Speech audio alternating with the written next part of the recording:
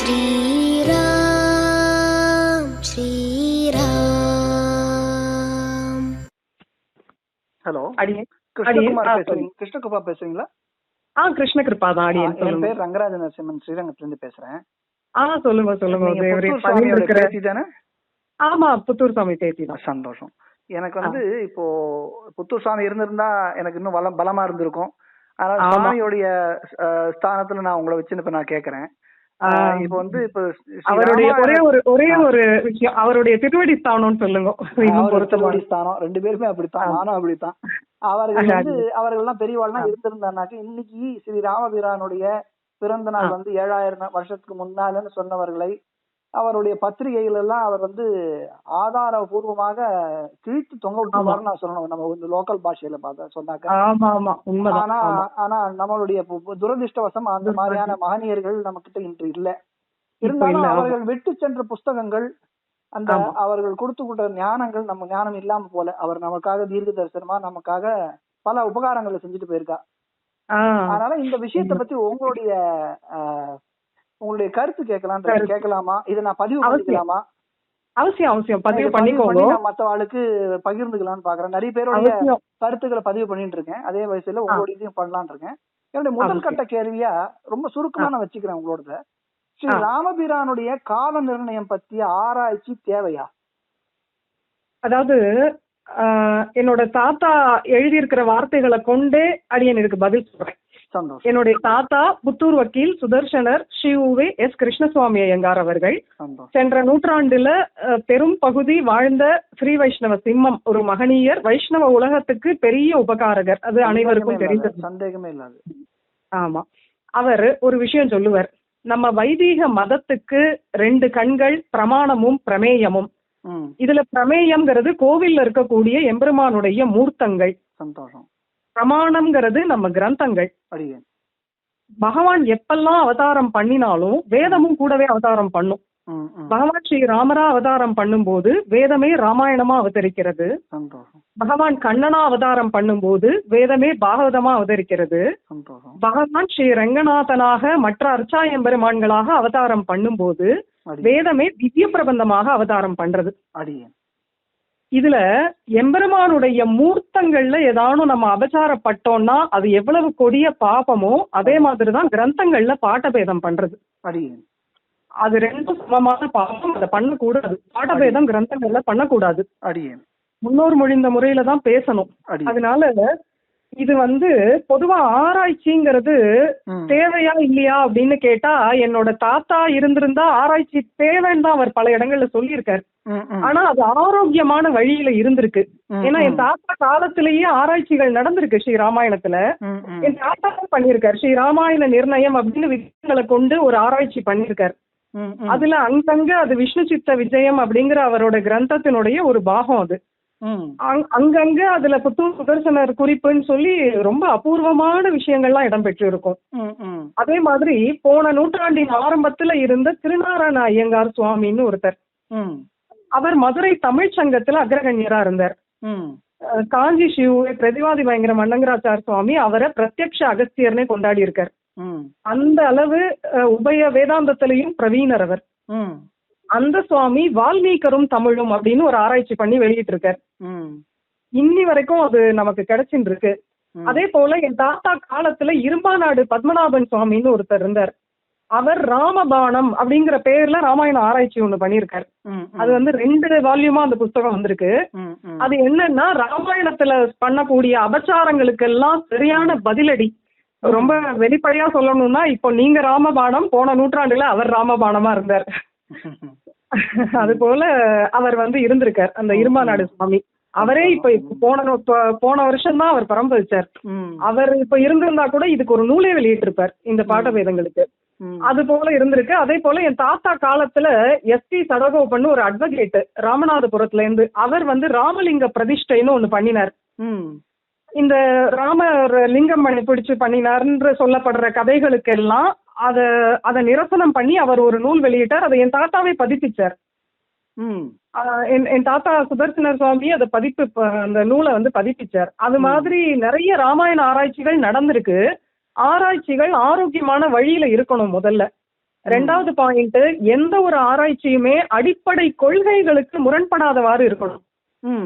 ராமர் திரேதாயுகத்துல பிறந்தாருங்கிறதையே அடிச்சு தள்ளுற மாதிரி ஒரு ஆராய்ச்சி பண்ணக்கூடாது. மூணாவது, எந்த ஒரு ஆராய்ச்சியுமே சமூகத்தால அங்கீகரிக்கப்படணும். ஆராய்ச்சிங்கிறதே கான்ட்ரிபியூஷன் டு சொசைட்டி தானே. அது சமூகத்தால, ஏன்னா ராம பக்தர்கள் உலகம் முழுக்க இருக்கா, அவர்களால இது ஏற்கப்படணும்.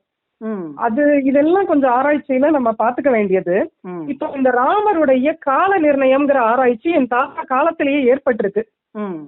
இதுல சுதர்சனர் பதில்கள்ல அவரே பதில் சொல்லியிருக்காரு. இன்னைக்கு அவர் இல்லாட்டாலும் அவர் சொன்ன பதில் இன்னைக்கு நமக்கு கிடைக்கிறது. ரொம்ப சந்தோஷம். அதுல அவர்கிட்ட இத 2 கேள்விகளாக அன்பர்கள்லாம் முன் வச்சிருக்கா இந்த ராமாயண கால நிர்ணயம். அந்த கேள்வி அப்படியே சொல்றேன், அதுக்கு அவர் சாதித்த பதிலையும் நான் அப்படியே சொல்றேன். இதுல இந்த விஷயங்கள் என்னோட தாத்தாவுடையது, அந்த குரல் தான் அடியனுடையது அப்படின்னு எடுத்துக்கோங்க. முன்னோர் மொழிந்த முறை தப்பாமல் கேட்டு பின்னோர்ந்து தாம் அதனை பேச வேண்டும்ன்றதுக்கு எடுத்துக்காட்டா நீங்க இதுக்கான கருத்தை நீங்க உங்க வாயால சொல்லாம உங்க பெரியவாகிட்ட கேட்டதை அப்படியே நீங்க சொல்றீங்கன்றது ரொம்ப ரொம்ப சந்தோஷம். இதுவே நமக்கு ஒரு பிரமாணம், இதுவே ஒரு. அதாவது அடியன் கடைசியில தாத்தா அந்திம காலத்துல நான் நிறைய எழுதிட்டேன், அதெல்லாம் எடுத்து நீ பேசு அப்படின்னு அடியனை உட்கார வச்சுட்டு போயிருக்காரு. அதனால அடியன் ஒரு சர்வர் தான், ஆனா சர்வர் டவுன் ஆயிடக்கூடாது நமக்கு, அது ரொம்ப முக்கியம்.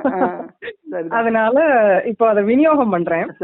அதாவது இதயம் பேசுகிறது அப்படின்னு இது அடியன் தாத்தாவை பத்தி உங்களுக்கு தெரிஞ்சிருக்கும். அவர் பொதுஜன பத்திரிகையில வர்ற பாடபேதங்களை கூட பதில் சொல்லாம விட மாட்டார். இப்போ நம்ம வரையிலும் என்ன பண்றோம்னா, பிரசித்தமா இருக்கிற ஒரு பாடபேதம் பண்ணும்போது பதில் சொல்றோம். அதுவே நிறைய பேர் துணிய மாட்டேங்கிறா, அதுக்கே கொஞ்சம் குகைக்குள்ளேயே உட்கார்ந்துருக்கா சிம்மங்கள்லாம்.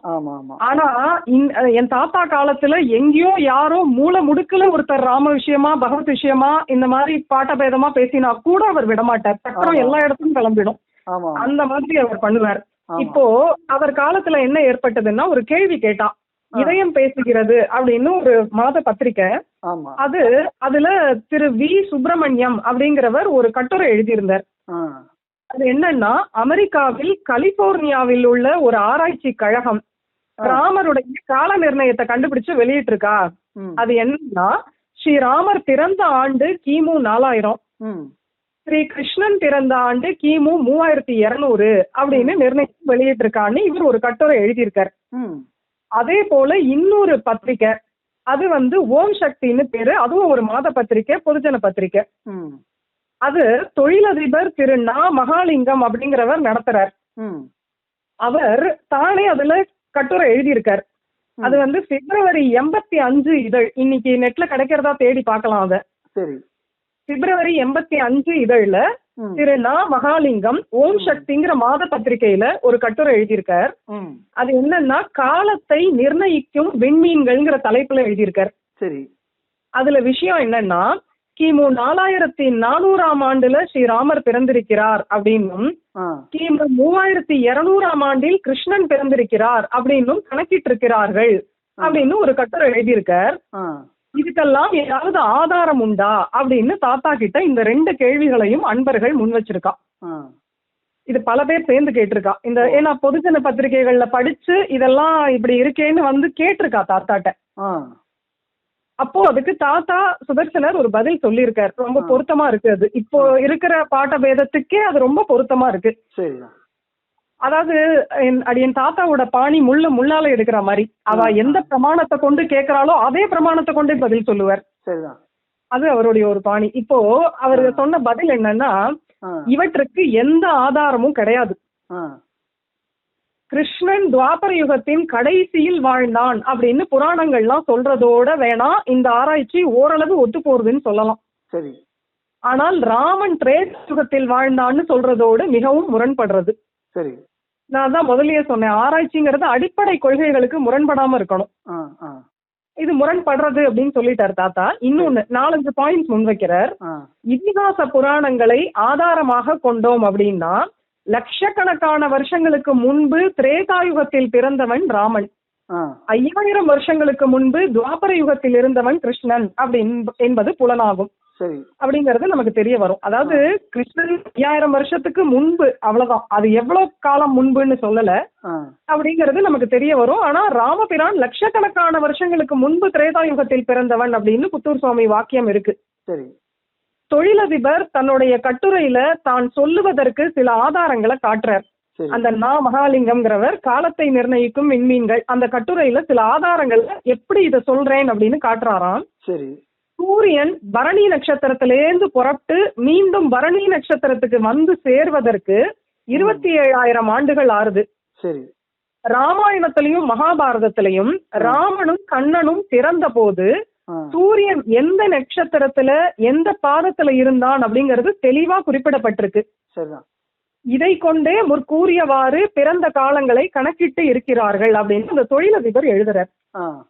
இப்போ என் தாத்தா என்ன சொல்றா, பதில் என்ன சொல்றான்னா, இவர் கூறியபடியே வைத்துக் கொண்டாலும், இவர் சொன்னது உண்மையிலே எடுத்துட்டா கூட ராமன் கிமு 4400ஆம் ஆண்டில் பிறந்தான்னு சொல்ல முடியாது. ஏன்னா அதற்கு 27,000 ஆண்டுகளுக்கு முன்பு கிமு 31,400ஆம் ஆண்டிலும் இதே சூரிய நட்சத்திர சேர்த்தி இருக்கும். அப்ப அந்த ஆண்டுலயும் பிறந்திருக்கலாமே.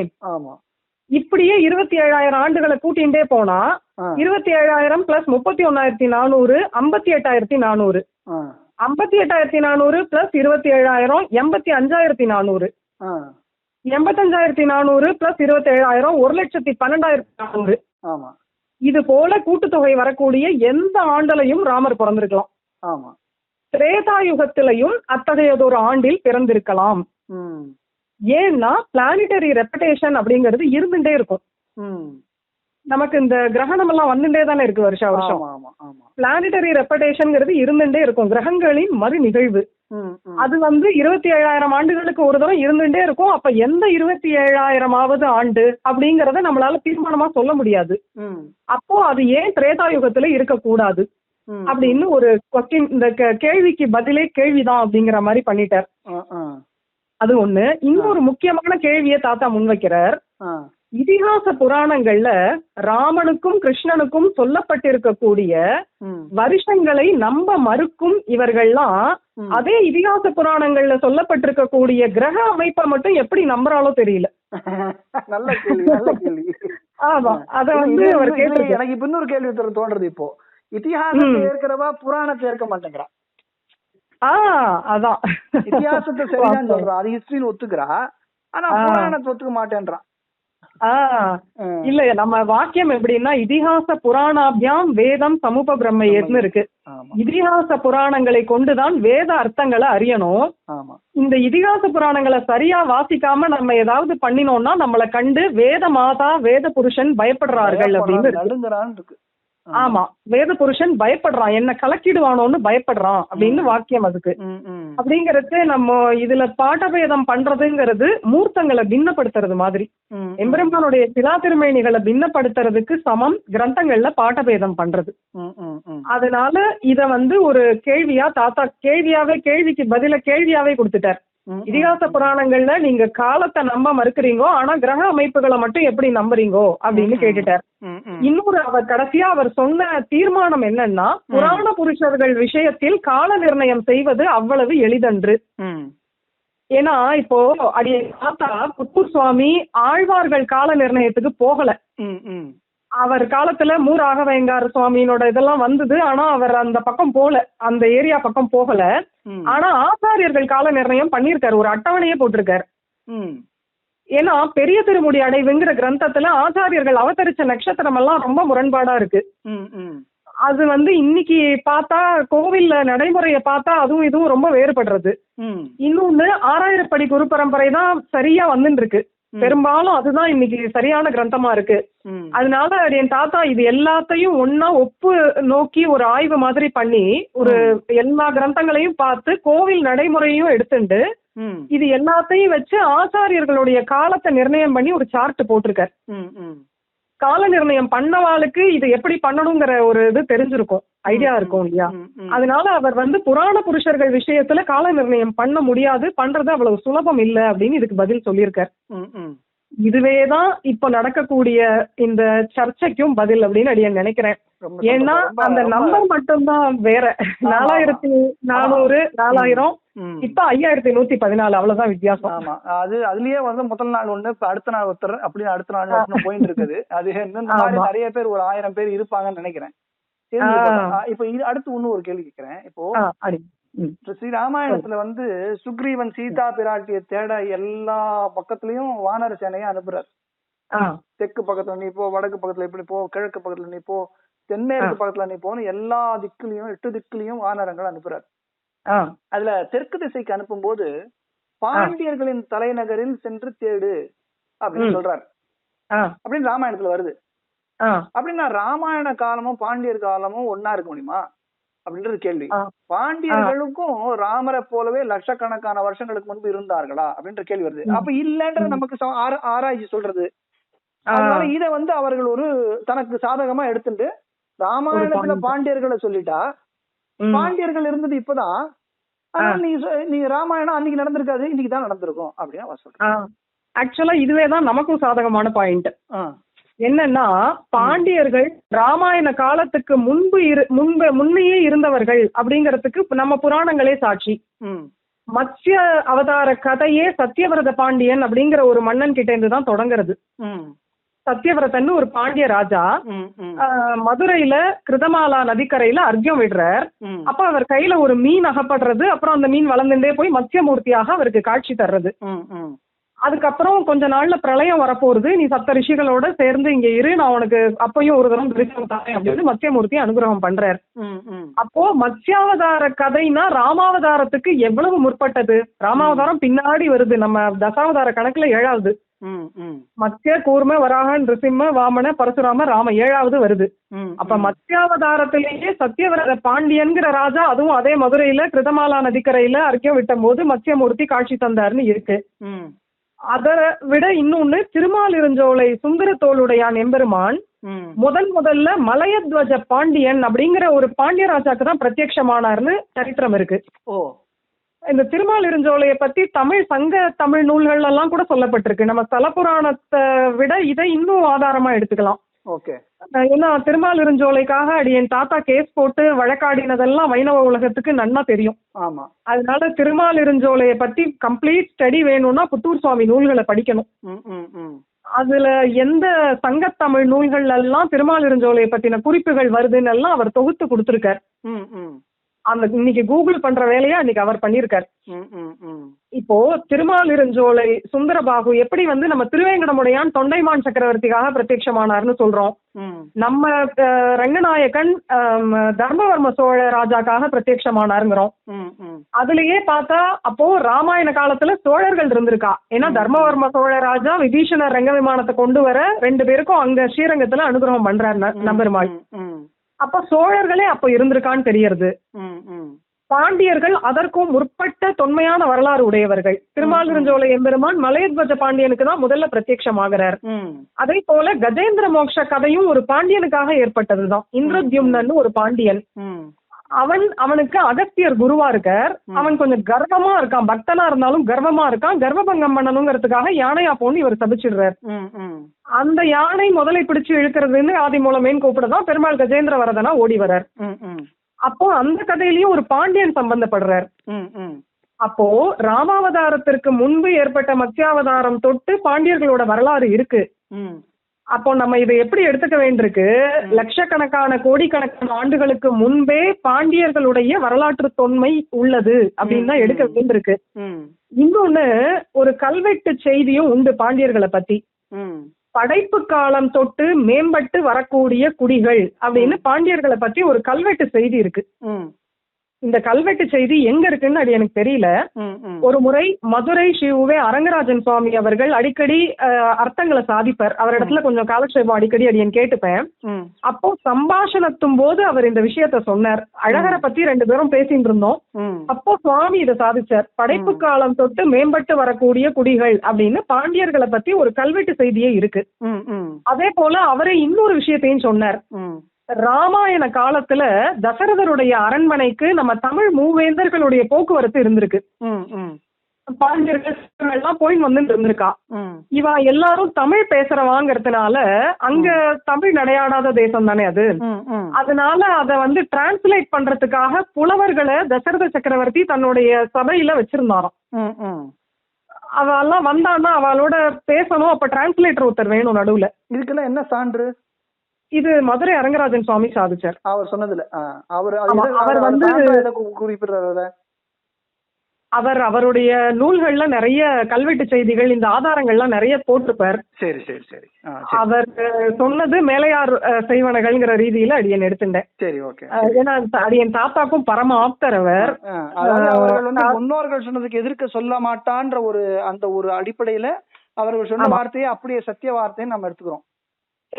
ஆமா, நான் வந்து அப்படிதான் அதை எடுத்துக்கிறேன். சிஸ்டர்கள் வாக்கியமா தான் அதை எடுத்துக்கிறேன். அவர் வேணா அது கொஞ்சம் முயற்சி பண்ணி பார்த்தா, இந்த கல்வெட்டு ஆராய்ச்சி பண்ணி பார்த்தா இது கேட்கிறவாளுக்கு அந்த ஆராய்ச்சி அந்த புஸ்தகத்தெல்லாம் எடுத்து படிச்சாக்க தெரியும். இந்த படிக்கிற வேணும்ன்றது தெரியுது. ஏன்னா நிறைய நல்ல விஷயங்கள் தான், நல்லதும் கெட்டதும் எந்த காலத்துக்கும் எப்பயுமே சேர்ந்து தான் இருக்கு. ஆமா, அது நல்லது எங்கன்னு தேடிதான் கண்டுபிடிக்கணும். நம்ம வாசிப்பு அறிவை வந்து வாசிப்பு அறிவை இன்னும் கொஞ்சம் விசாலமாக்கணும் நம்ம மக்கள்லாம். அது வந்து இந்த வாட்ஸ்அப் ஃபார்வர்டு, இந்த பேஸ்புக் இதுல எல்லாம் மட்டும் இது வந்து நிறைய பாடபேதங்களோட தான் வருது செய்திகள்லாம். இல்லன்னாக்கா இப்போ அதுல வரவாலாம் நான் படிச்சுட்டேன், என்னோட புஸ்தகத்துல இருக்குன்னு யாரோ ஒருத்தர் சொல்றா. இப்ப நீங்க சொல்றீங்க இந்த சுவாமியோட புஸ்தகத்துல இருந்து நான் படித்தேன்னு நீங்க சொல்றீங்க. ஆமா, அது சொன்னாலுமே இது கேட்கறவா, இப்ப நம்ம இப்ப பேசுறது நான் போட போறச்ச இதை கேட்கறவா அந்த புஸ்தகத்தை தேடி போய் படிப்பான்னு நினைக்கிறீங்களா? மாட்டான். ஆனா இப்ப நானும் நீங்களும் வந்து சாமானியர்கள், நாம பேசுறது வந்து பெருசா இருக்கு. ஆனா டிவியில போய் பிரபல்யமா ஆயிட்டு அவர்கள் சேனலா போய் அவர்கள் ஏதோ ஒரு புஸ்தகத்தை சொல்லி அந்த உதாரணத்துக்கு சொல்றேன், அக்னிஹோத்திரம் தாத்தாச்சாரியாரே சொல்லிட்டார், அக்னிஹோத்திரம் தாத்தாச்சாரியாரே சொல்லிட்டாருன்னு அந்த நக்கீரன் புஸ்தகத்துல போட்டதை போய் எடுத்துன்னு வந்து எல்லாரும் எவ்வளவு பேசுறா. நான் எங்கேயோ தள்ளிட்டேன், இருந்தாலும் சொல்றது இல்ல. அது அவருக்குன்னு ஒரு மறுப்பு நூலே வெளியிட்டு இருக்காரு அடியன் தாத்தா புத்தூர் சுவாமி. அந்த அக்னிஹோத்திரம் சுவாமி கும்பகோணம் அக்னிஹோத்திரம் நான் படிச்சிருக்கேன். வரலாற்றில் பிறந்த வைணவம்னு பேரு படிச்சிருக்கேன். அதெல்லாம் அவசியம் வாசிக்கணும். ஒரு அக்ஷரமும் லட்சம் பேரும் அதெல்லாம் அந்த தகவல் களஞ்சியமா இருக்கும். அது பிரமாண பூர்வமா இருக்கும் எல்லாம். அந்த செய்திகள்லாம் வந்து இப்ப இருக்கிற இதெல்லாம் வந்து வெறும் கட் காப்பி பேஸ்ட் ஃபார்வர்டு தான். நம்ம போட்டா கூட நம்ம பேரை நீக்கிட்டு தான் அதை வெளியிடுறா. அந்த அளவுதான் ஆர்ஜவம் ஜனங்களுக்கு இருக்கு. அப்படிதான் பாதியை கட் பண்ணிடுறா. ஆமா, இல்ல நான் இந்த கண்டனங்களை வந்து தாத்தா சாதிச்ச ரீதியில அடியனும் நிறைய போட்டு இருக்கேன். அது இடை உருவல் வீடியோக்கள் அப்படின்னு எல்லாம் போட்டு அவர் மாதிரி ஒரு சேனலுடைய உங்களோட யூடியூப் சேனல் இருக்கா உங்களுக்கு? நான் பேஸ்புக்ல நிறைய எழுதுறேன். உங்களுடைய பேஜுடைய பேரு கிருஷ்ண கிருபா ராஜகோபாலன். சரி, நான் அந்த லிங்க்ல போடுறேன். சரி, நீங்க தொடர்ந்து சொல்லுங்க அந்த பாண்டியன் விஷயம். இதுல வந்து இப்போ பாண்டியர்களுக்கு இவ்வளவு தொன்மையான வரலாறு இருக்கு. சோழர்களும் ராமாயண காலத்துல இருந்திருக்காங்கிறதுக்கு நம்ம கிட்ட ஆதாரங்கள் இருக்கு. ஏன்னா தர்மவர்ம சோழராஜாக்காக தான் பிரத்யக்ஷம். இன்னொரு ஸ்ரீரங்க ஸ்தல மகாத்மியம் என்ன சொல்றது, தர்மவர்ம சோழராஜாவும் தசரத சக்கரவர்த்தியும் நண்பர்கள். இவர் தசரத சக்கரவர்த்திய பாக்குறதுக்காக இங்கேருந்து கிளம்பி அங்க போயிருக்காரு அயோத்திக்கு. அப்போ அங்க ரெங்கநாதன் அயோத்தியில இருந்திருக்காரு. அயோத்தியில இருந்த போது ரெங்கநாதனுக்கு ஜெகநாதன் பேரு. இங்க வந்தப்புறம் தான் ரெங்கநாதன், அங்க ஜெகநாதன் திருநாமம். அங்க போய் வேற ரெங்கநாதனை சேவிச்சு அவர் ரொம்ப மயங்கி போயிட்டார். அப்போ சக்கரவர்த்தியின் இடத்துல அவர் கேட்டிருக்காரு, இந்த பெருமாளை எனக்கு அடியனுக்கு திருவாராதன மூர்த்தியா கொடுத்துடுறேலான்னு கேட்டிருக்காரு. அப்போ தசரதர் என்ன சொல்லிட்டார், ஏன் சொத்து அவரா இருந்தா எடுத்து உங்களுக்கு தரலாம், நான் தான் அடியேன் தான் அவர் சொத்து, அதனால இது என்னால ஒண்ணும் பண்றதுக்கு இல்ல அப்படின்னு அவர் கொஞ்சம் டிப்ளமேட்டிக்கா பதில் சொல்லிட்டார். இவருக்கு ரெங்கநாதன் இடத்துல பார்த்ததுல இருந்து அப்படி ஒரு மயக்கம், இன்னைக்கே எப்படி இருந்தா அன்னைக்கு எப்படி இருந்திருப்பார். அதனால அவர் இங்க வந்து காவேரி கரையில தபஸ் பண்ணி இவருடைய தபஸ்க்காக அதுக்கப்புறம் விபீஷணர் பொருட்டு இங்க ஏலினார் அப்படின்னு சரித்திரம் இருக்கு. சரி, இப்போ சோழ ராஜாக்கள் இவாள்லாம் வந்து ஏதோ இன்னைக்கு நேத்துக்கு வந்தவா இல்ல, இவாளும் அந்த இது தொட்டு இருக்கிறவா, அந்த யுகாதிகள்ல இவாளும் இருந்தவான்னு தெரியறது. ஒருவேளை அப்ப அவளுக்கு ஏதாவது வடமொழி பெயர் இருந்திருக்கலாம், ஆனா இல்ல, அப்படி கூட இல்ல, சோழராஜான்னு தான் வந்துட்டு இருக்கு, பிரசித்தமா அப்படிதான் வந்துட்டு இருக்கு. அது போல அந்த பாண்டியர்களை பத்தி சொல்லும் போது படைப்பு காலம் தொட்டு மேம்பட்டு வரக்கூடிய குடிகள்ங்கிற கல்வெட்டு செய்தியும் நமக்கு இதுக்கு ஒரு உறுதிப்படுத்துறதுக்கு இருக்கு. சரிதான். அதனால பாண்டியர்கள் அவ்வளவு காலம் இருந்தார்கள் அப்படின்னு தான் சொல்லணும். லட்சக்கணக்கான ஆண்டுகளுக்கு முன்பே பாண்டியர்களும் இருந்திருக்கா. நமக்கு நமக்கு கிரகிக்கிறதுக்கு சக்தி இல்லன்றதுனால அதை குறைச்சிட முடியுமா? ஆமா ஆமா. இப்போ சூரியனை பார்க்க முடியாது நம்மளால, சூரியனை கண்ணு வச்சுன்னு பார்க்க நேர்கண்ணால பார்க்க முடியாது, பார்க்க கூடாது, பார்த்தா கண்ணு போயிடும் இன்னைக்கு நேரா. அந்த சூரியன் வந்து இருக்கிறதுலயே சிறிய நட்சத்திரம்னு அந்த அறிவியல்காரர்களே சொல்றார்கள். அந்த அறிவியல் அப்ப சூரியனே சின்ன நட்சத்திரம்னா பெரிய தூரத்துல இருக்கிற பெரிய பெரிய நட்சத்திரம்னா எவ்வளவு பெருசுன்னு நமக்கு தெரியுமா, கிரகிக்க முடியுமா, நம்மளால அது உணர முடியுமா? அது கற்பனை கூட பண்ணி பார்க்க முடியாத அளவுக்கு இருக்கு. அப்போ கற்பனை பண்ணிக்க முடியலன்றதுனால அதெல்லாம் சின்ன சின்ன நட்சத்திரம் அப்படின்னு நம்ம சொல்ல முடியுமா? அப்படி சொன்னா எப்படியோ அதே போலத்தான் எனக்கு வந்து 11,000 வருஷம் ராமர் வாழ்ந்தான்றது ஏற்க முடியல.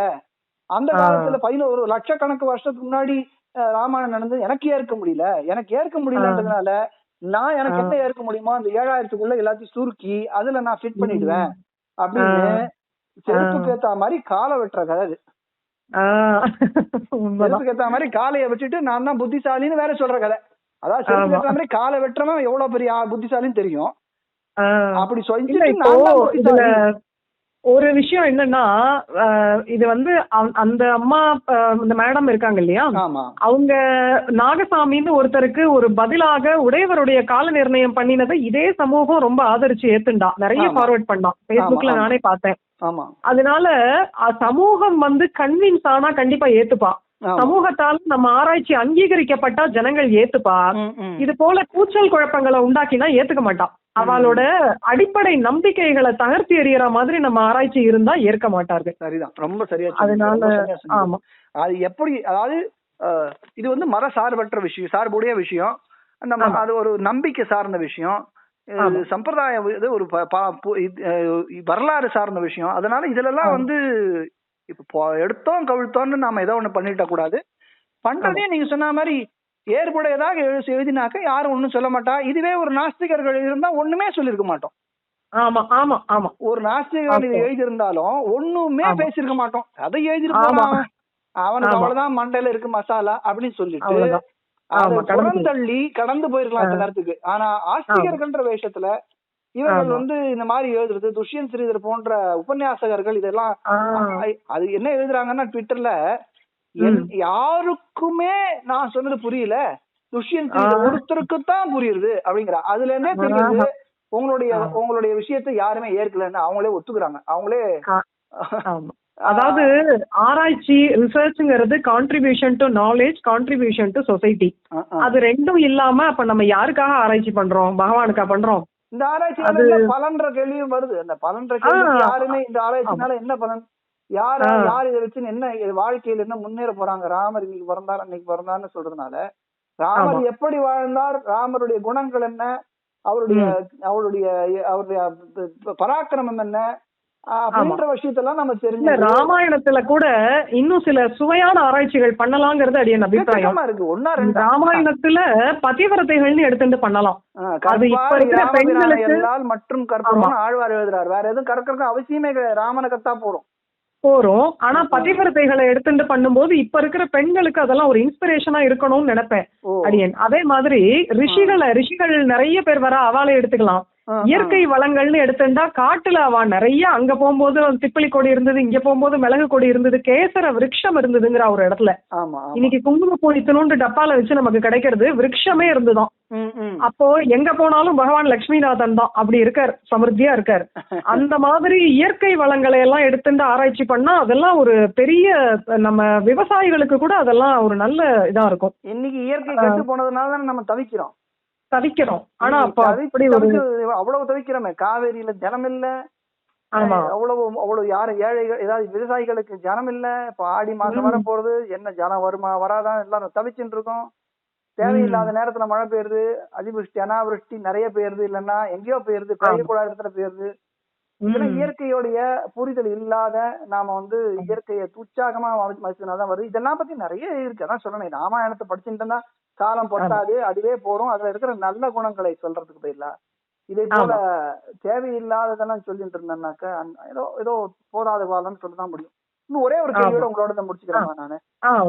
இப்போ இன்னொன்னு ஒண்ணு எனக்குன்னா, அகஸ்தியர் வந்து ராமர் சமகாலம் அப்படிங்களா? அப்ப அகஸ்தியர் காலத்துலதான் ராமரும் இருக்கணும். அப்படி சமகாலம்னு சொல்லும் போது ராமரும் அகஸ்தியர் ஒரே காலத்துல இருந்தாரு. அகஸ்தியர் பின்னால தானே வந்தார். அப்ப ராமர் பின்னால தானே வந்திருக்கணும் அப்படின்னு வாதமா அவங்க வைக்கிறாங்க. பூர்வபக்ஷம் மாதிரி இது கிளம்புறது. அதாவது இதேதான் அடியன் தாத்தா ஸ்ரீ ராமாயண நிர்ணயம் அப்படின்னு ஒரு ஆய்வு நூல் வெளியிட்டு இருக்காரு. அதுல அகஸ்தியரை பத்தின தகவல்கள் எல்லாத்தையும் கொடுக்கிறார்.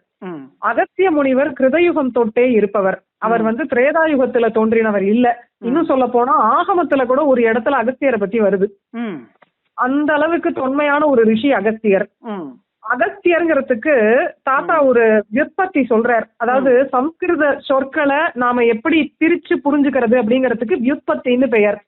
அந்த வியுற்பத்திங்கிறத தமிழ் படுத்தினவர் முதல்ல என் தாத்தா தான். வியுற்பத்திங்கிறதுக்கு பொருள் கோள் வழி அப்படின்னு சொல்லுவார் தாத்தா. பொருளை கொள்ளும் வழி, அதுதான் வியுற்பத்தி. இப்போ அகஸ்தியர்ங்கிறதுக்கு அகம் தியாயதி இதி அகஸ்தியா, இதான் அந்த சொல், அந்த நாமத்துக்கு இதான் அர்த்தம். அகஹா அப்படின்னா மலை, தியாயத்தின்னா அத விசாலமாக்குறது, அத ஸ்ப்ரெட் அபவுட் அப்படின்னு அர்த்தம். இப்போ விந்திய மலையை அடக்கி வடநாட்டுல இருந்து தென்னாட்டுக்கு வர முதல்ல வழிவகுத்தவர் அப்படிங்கறதுனாலதான் இவருக்கு இந்த பேரு. அகஸ்தியர்னா அதான் பேரு. விந்திய மலை சூரியனுடைய கதிக்கு ஏத்த மாதிரி வளர ஆரம்பிச்சிடும். அந்த மலைய இவர் தான் அடக்கி வடநாட்டுக்கும் தென்னாட்டுக்கும் வழிவகுத்தார். அப்போ அங்கேருந்து யாரானும் வடக்குக்காரா இங்க வந்தான்னா, வடக்கத்திக்காரா வந்தா, அப்ப நம்ம தமிழர் பண்ணின உபகாரம் தான் அது. நம்ம தமிழ் முனிவர்களை நினைச்சு பெருமைப்படணும். அப்படிப்பட்டவர். இவருக்கு தான் குடமுனி, கும்பமுனி, குருமுனி இந்த பெயர்லாம் இவருக்கு தான். நம்ம பாசுரத்துல பெருமாள் திருமொழியில வன் தமிழ் மா முனி கொடுத்த வரிவில் வாங்கி அப்படின்னு குலசேகர ஆழ்வார் இவரை குறிப்பிடுறார். ஒரு கடைசி பதிகத்துல ஒரு வாக்கியம் வருது இது போல. இவர் இந்த அகஸ்தியர் தான் வனவாசத்தும் போது ராமருக்கு விஷ்ணு தனுசை கொடுக்கிறார். அகஸ்தியர் ஆசிரமத்துக்கு பெருமாள் பிராட்டியோடையும் இளைய பெருமாளோடையும் போறார். அப்போ விஷ்ணு தனுசை இவர் தான் கொடுக்கிறார் அகஸ்தியர்.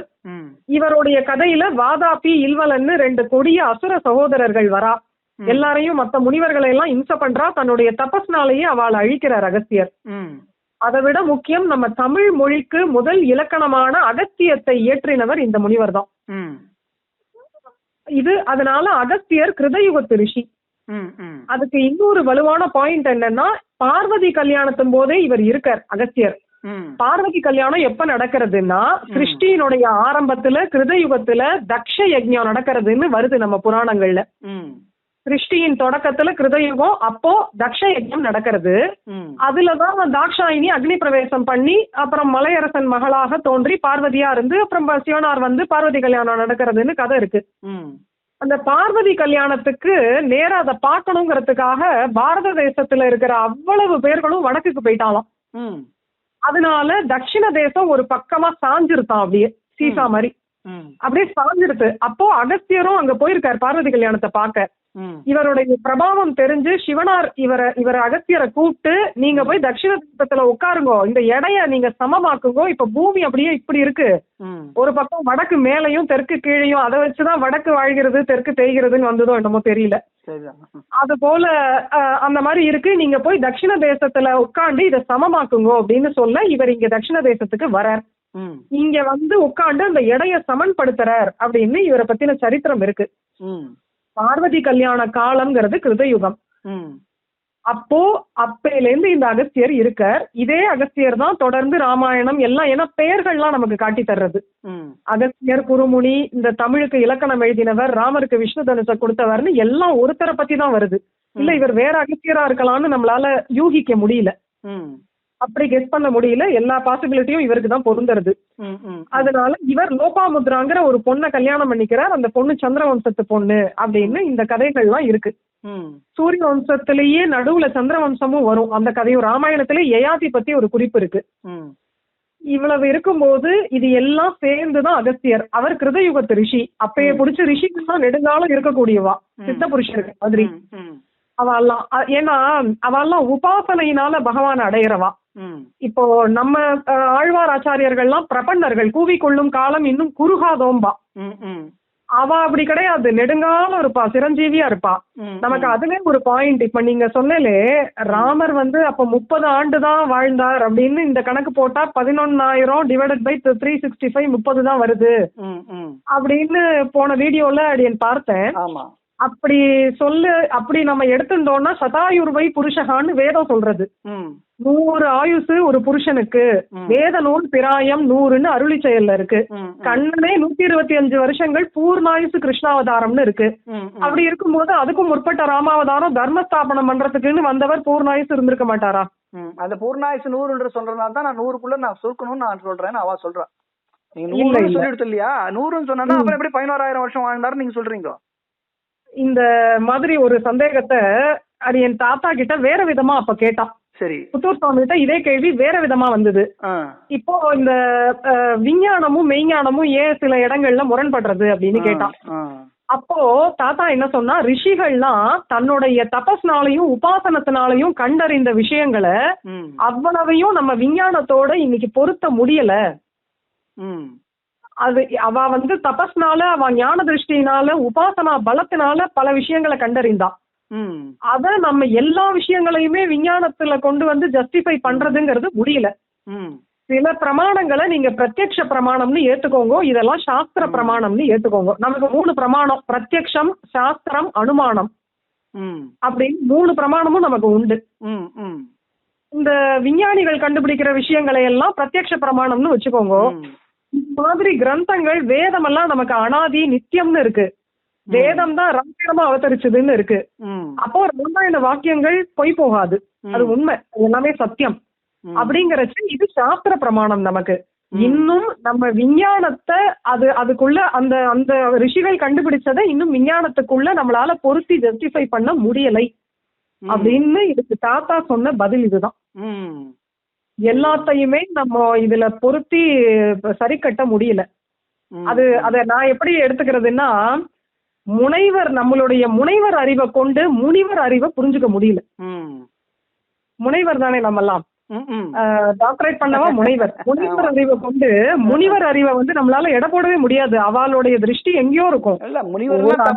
முனிவர் எல்லாமே தப்புன்னு சொல்லியாச்சு. அப்புறம் என்ன, எல்லாரும் வந்து 1000 வருஷமா கண்டுபிடிக்காதத நான் கண்டுபிடிச்சிட்டேன் அப்படின்னு சொல்றாங்க. நாம என்ன சொல்ல முடியும்? நான் கண்டுபிடிச்சு, அதாவது இது இவர்கள் மட்டும் இன்னைக்குதான், அதாவது ராமருடைய பிறந்த தேதி இன்னதுன்னு நீங்க முதல்ல ஆரம்பிச்சவே சொன்னீங்க. இது ஏற்கனவே நடந்த சர்ச்சை தான். இவர் மட்டும்தான் ராமருடைய பிறந்த தேதி இதுன்னு சொல்லல. சில பேர் 4000 வருஷம் சொல்லியிருக்கா, சில பேர் 70,000 வருஷம் சொல்லியிருக்கா, சில பேர் என்னென்னமோ சொல்லியிருக்கா. அத்தை விட்டு ராமரையே விட்டு தள்ளுங்க. உலகம் எப்போது வந்ததுன்றதுக்கே இன்னும் அதுக்கே முரண்பாடுகள் ஒரு 100 இருக்கு அறிவியல் உலகத்துல. கிறிஸ்துவ எடுத்துக்கங்களேன், இயேசு எடுத்துக்கங்களேன், இயேசு பிறந்தது என்று அப்படின்ற ஒரு சர்ச்சை இருக்கு.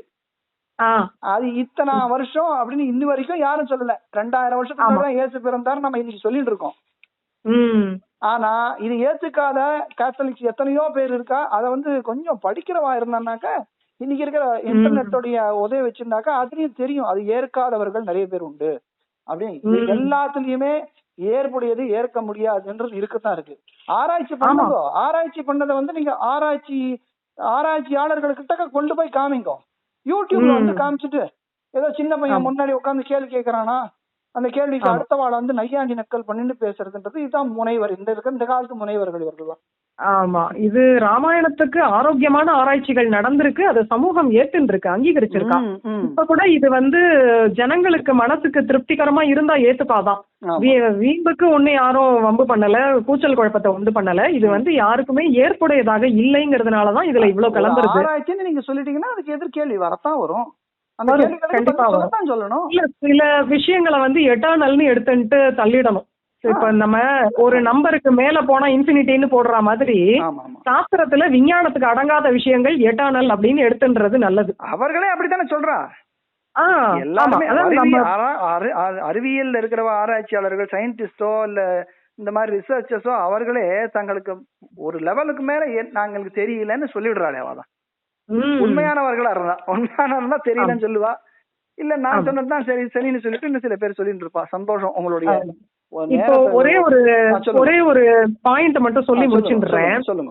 அது என் தாத்தா காலத்துல ஒருத்தர் கேட்டார், நீங்க இந்த மாதிரி கண்டனங்கள்லாம் யாரோ எங்கேயோ சொல்ற பாடபேதங்களுக்கு எல்லாம் கண்டனம் போட்டு உங்க நேரத்தை வீணடிக்காதீங்கோ, நீங்க அதை விட இன்னும் சில கிரந்தங்களுக்கு வியாக்கியானம் எழுதுறதுன்னு உங்க நேரத்தை அதுல செலவழிக்க கூடாதா, இந்த கண்டனங்கள்லாம் தேவையா, இதெல்லாம் உங்களுக்கு நேர விரயம் அப்படின்னு ஒருத்தர் கேட்டார்.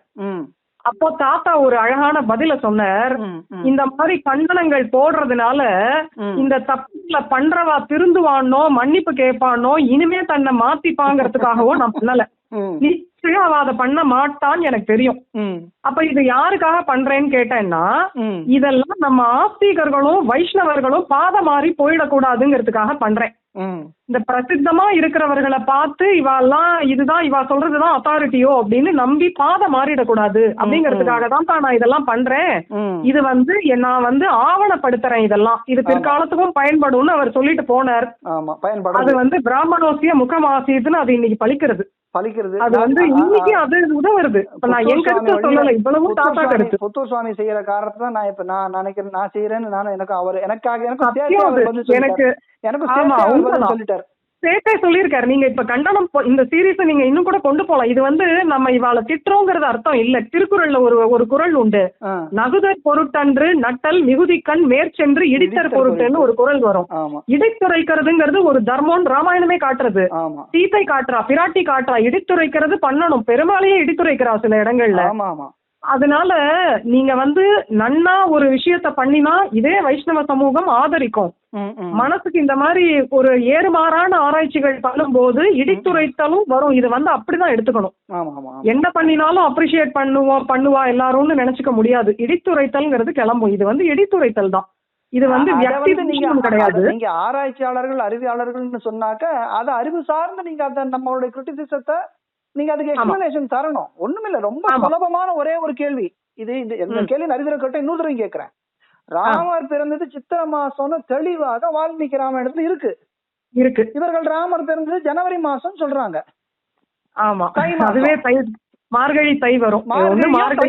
9ஆம் தேதி மார்கழி மாசம் தான். கரெக்ட், நீங்க சொல்றீங்க. மார்கழி தையோ எப்படி சித்திரை மாசத்துல பிறந்தாரு அவர் எழுதினான்றதுக்கு மட்டுமாவது இவர் விளக்கம் கொடுத்தாருனாக்க அதுக்கப்புறம் மேற்கொண்டு பேசலாமே ஒழிய இதுக்கு இந்த முதல் படியே தாண்டல. பிறந்த நாளுக்கு அவர் கொடுத்த தேதி எல்லாத்தையும் நான் கணக்கு போட்டேன்னு சொல்றாளே இந்த சாப்ட்வேர் வச்சுட்டு, அந்த சாப்ட்வேர் சித்திரை மாசம் 7000 வருஷத்துக்கு முன்னாடி ஜனவரியில வந்ததா அப்படின்னு சொல்லணும் இல்லையா? இல்ல 7000 வருஷத்துக்கு முன்னாடி திருப்பி அந்த மாதிரி வேற எங்கேயுமே வரவே இல்லையா? இது திருப்பி அதே மாதிரி வந்துட்டு இருக்கும், சுத்தின்னு இருக்கும், பல வருஷங்கள் ஆகும் நீங்களே சொல்றீங்க. ஆமா, பிளானட்டரி ரெபெடிஷன் பின்னாடி 7 லட்சம் வருஷம் போங்கன்னு அதே சாஃப்ட்வேர் வச்சுட்டு நான் பாலாஜி சுவாமியோட பேசினேன். அவரு சாஃப்ட்வேர் கம்ப்யூட்டர் சயின்ஸ்ல டாக்டரேட் வாங்கியிருக்காரு. அவர்கிட்ட நான் பேசினேன். நானும் சாஃப்ட்வேர் பெர்சன், ஆனா நான் சொன்னா யாரும் கேட்க மாட்டாளே, அதனால சாஃப்ட்வேர் பெர்சனை கேட்கறேன் அப்படின்னு சொல்லிட்டு அவரை கேட்டேன். அவர் சொன்னார், இது இன்னும் பின்னாடி போலாமே, ஏன் போக கூடாது, இன்னும் நம்ம என்ன கொடுக்குறோமோ அதானே சொல்ல போறது அப்படின்னு சொன்னார். அது சரி, ரொம்ப இதுதான் இது நம்ம நீங்க சொன்ன நடுவுல 2-3 விஷயம் சொன்னது எனக்கு ரொம்ப எனக்கு உற்சாகத்தை கொடுக்கறது. என்னன்னா நிறைய விஷயங்களை நீங்க ராமாயணத்துல நிறைய ஆராய்ச்சி பண்ணலாம், அத மக்களுக்கு கொண்டு போய் சேரலாம். நாம ராமாயணத்தை கதையா சொல்லியே ஆராய்ச்சின்ற இல்லாம ராமாயணத்தை கதையா சொல்லி அதுல இருக்கிற நல்ல கருத்துக்கள் நல்ல போதனைகளை கொடுக்கலாம்னு நான் பாக்குறேன். உங்களுடைய ஒத்துழைப்பு இருந்தா ரொம்ப ரொம்ப சந்தோஷமா இருக்கும் எனக்கு. அவசியம் பண்ணுவோம். இந்த பிரமாண சம்ரட்சணம் இவ்வளவு நாளா நீங்க ஆலயம் காப்போம்னு பிரமேய சம்ரட்சணம் பண்ணிட்டு இருந்தேன். இப்ப பிரமாண சம்ரட்சணமும் உங்க சேனல்ல ஆரம்பிச்சிருக்கிறது அது எனக்கு ரொம்ப சந்தோஷம். இதத்தான் என் தாத்தா பண்ணிட்டு இருந்தார். இல்ல இந்த காரியங்கள் பகவானோட திருவடி பலத்தால இன்னும் தொடர்ந்து நடக்கட்டும். பொலிக பொலிக பொலிக. ரொம்ப சந்தோஷம். ஸ்ரீமதே ராமானுஜாய நமஹ. ஜெய் ஸ்ரீராமன். ஸ்ரீராம்.